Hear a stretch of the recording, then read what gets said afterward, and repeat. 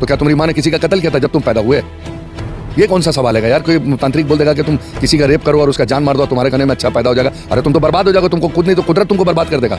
एक मासूम सी बच्ची के साथ में इतना जबरदस्त दरिंदगी तुमने किया। मेरी अगर यहाँ पर मेरी बच्ची होती तो सोचिए आपके दिल पे क्या होता। मैं सबके ऊपर मैं बोल रहा हूँ कि समझ जाओगे उस लड़की के साथ में दरिंदगी हुआ, उसका रेप किया गया और रेप करने के बाद में उसको कत्ल कर दिया गया। सोचिए क्या बीत रही होगी उस लड़की के ऊपर में। वो एकदम सजा का हकदार और सख्त से सख्त सजा होना चाहिए। उसका सजा जो है डेड एंड हैंग का सजा होना चाहिए और उससे नीचे कोई सजा उसके ऊपर में बनता ही नहीं। पासवान जो है वो देश की बेटी है। हम ये बोलेंगे कि जो भी उसके अंदर में शामिल है, जिसने भी इसके अंदर में इस लड़की के साथ में रेप करके उसका मर्डर किया, उसको वो बचना नहीं चाहिए, वो सजा का हकदार है। आप क्या समझ रहे हैं यहाँ पर हिंदू मुसलमान कर देने से क्या वो लड़की क्या जिंदा हो जाएगी दोबारा? इस देश की आने वाला फ्यूचर में वो हो सकता था कुछ बड़ा ऑफिसर बन सकती थी, आईएएस ऑफिसर बन सकती थी, कुछ भी बन सकती थी। आज एक किस्म से देखा जाए तो रिया पासवान नहीं मरी बल्कि देश की बेटी का कत्ल हुआ। देखिए यहाँ पर ही मुसलमान और हिंदू का कोई लफ्ज़ आता नहीं और आना भी नहीं चाहिए। आज जो ये रिया पासवान वाला जो हरकत हुआ है ये बहुत दुखद खबर है और दुखद घटना हुई है। बहुत बड़ी घटना हुई है। ये हिंदू लड़की नहीं, भारत की बेटी का समझो कत्ल हुआ है और ये कत्ल जो है इस अंदाज से हुआ है कि समझ जाओगे उस लड़की के साथ में दरिंदगी हुआ, उसका रेप किया गया और रेप करने के बाद में उसको कत्ल कर दिया गया। सोचिए क्या बीत रही होगी उस लड़की के ऊपर में। वो लड़की 6 साल की लड़की, वो अकेले में क्या अपने आप को समझ रही होगी कि ये मेरे साथ में कौन सा घटना हो रहा है। आप सोचिए वो किस मरहले से गुजरी वो होगी। आप अपनी बच्ची के ऊपर में सोच के अगर से इसको सोचते हैं कि अगर खास मेरी अगर यहाँ पर मेरी बच्ची होती तो सोचिए आपके दिल पे क्या होता। मैं सबके ऊपर मैं बोल रहा हूँ और ये सही नहीं हुआ। समझ लीजिए कि ये जो लड़का जो है जिसने किया है वो एकदम सज़ा का हकदार और सख्त से सख्त सज़ा होना चाहिए। उसका सज़ा जो है डेड एंड हैंग का सज़ा होना चाहिए और उससे नीचे कोई सज़ा उसके ऊपर में बनता ही नहीं। जिस तरह से आज से कुछ सालों पहले धनंजय ने किया था एक मासूम लड़की के साथ में, वो धनंजय वाली कहानी को फिर से अब दोहराया गया। धनंजय वाली कहानी को फिर से दोहराया गया कलकत्ते शहर में।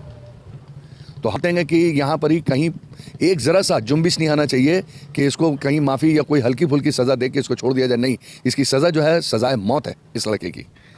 बताइए कोई तरीका हुआ? इतनी सी बच्ची उसको किडनैप कर लिया। अरे कुछ दिन पहले तो हमको ये भी सुनने में आया कि वो लड़का बोल रहा था कि हमने कुछ तांत्रिक ने बोला था कि हमारे खाने औलाद होगी तो एक किसी का भी कत्ल कर दें। तो अरे यार तुम्हारे खाने औलाद पैदा होगी तो तुम अपने अंदर में गट्स पैदा करो ना। आखिर तुम अपने माँ खाने जो पैदा हुए तो लड़के पैदा हुए ना, तो क्या तुम्हारी माँ ने किसी का कत्ल किया था जब तुम पैदा हुए? ये कौन सा सवाल है यार? कोई तांत्रिक बोल देगा कि तुम किसी का रेप करो और उसका जान मार दो, तुम्हारे खाने में अच्छा पैदा हो जाएगा। अरे तुम तो बर्बाद हो जाओगे, तुमको खुद नहीं तो कुदरत तुमको बर्बाद कर देगा। एक मासूम सी बच्ची के साथ में इतना ज़बरदस्त दरिंदगी तुमने किया। हाँ, ये अलग से अलग पता चल जाएगा कि ये पाखंड है, पाखंड किया उसने। उसको तो उसके दिमाग में यही डाल दिया कि तुम अगर किसी का तुम कत्ल करते हो या किसी लड़की का कत्ल करते हो तो तुम्हारे खाने बेटा पैदा होगा। अरे ये कौन सा तांत्रिक भाई, ये किस तरह का पाखंड है यार? मानने के बाद में बोले आपका बेटा पैदा हो जाएगा। ये जो मामला हुआ है हम समझ रहे हैं कि बंगाल के अंदर में समझिए धनंजय के बाद में ये दूसरा केस है, लेकिन हम समझते हैं कि प्रशासन ने ज़रा सी गलती और ज़रा सा अलकसी कर दी, कोताही की, जिसकी वजह से ये मामला हुआ। अगर से प्रशासन उसी दिन पहले ही दिन अगर से मुस्तैदी से और एकदम स्टैंड बाय वो खड़ा हो जाता है, जैसे लोग बता रहे हैं कि हम लोग गए प्रशासन के पास में, वो एक्शन नहीं लिया।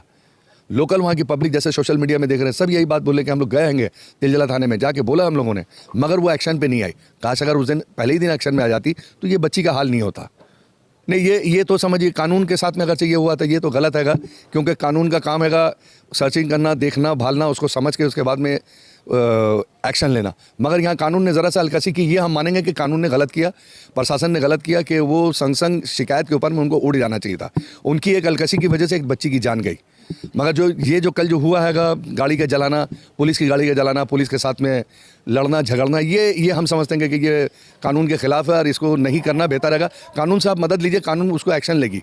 क्योंकि आज इसी बंगाल के अंदर में रिजवानुर रहमान का भी मामला हुआ और भी बड़े बड़े कई एक मामले हुए, तो प्रशासन ने उसको देखा, मुजरिम को पकड़ा और इसके भी मुजरिम पकड़ा गए। मेरे ख्याल से और कोई होगा इसके पीछे तो वो भी पकड़ाएगा।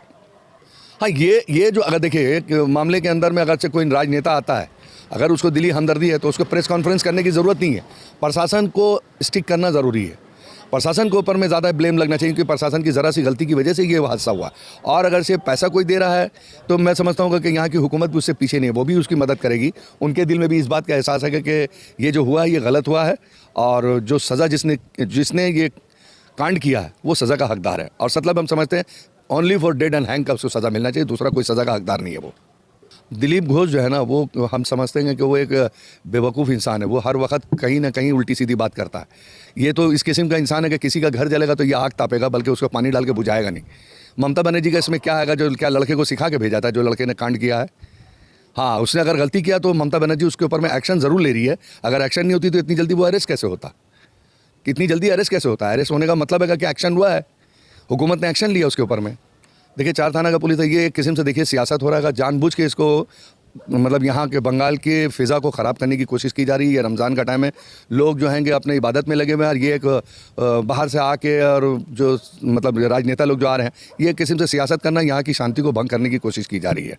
और उससे ज़्यादा हम नहीं जानेंगे क्यों कि इससे बड़े बड़े हादसे कांड हो गया, समझिएगा हाथरस बोलिए, और कहाँ कहाँ समझ हुआ यूपी के अंदर में।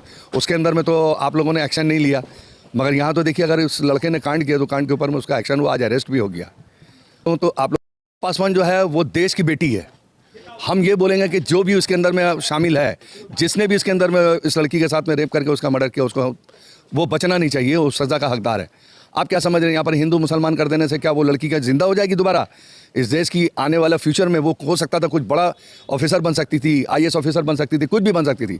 आज एक किस्म से देखा जाए तो रिया पासवान नहीं मरी, बल्कि देश की बेटी का कत्ल हुआ, उसका कत्ल हुआ है। और उसके ऊपर में हम समझते हैं कि प्रशासन और जो भी राजनेता उसके अंदर में राजनीति कर रहे हैं, तो मैं उन लोगों से मौदेवाना गुजारिश करेंगे, राजनीति ना करें, बल्कि ये देखें कि ये इतना बड़ा जो कांड हुआ है इसको कैसे और किस नज़र से देखना चाहिए, उस हिसाब से आप देखिए।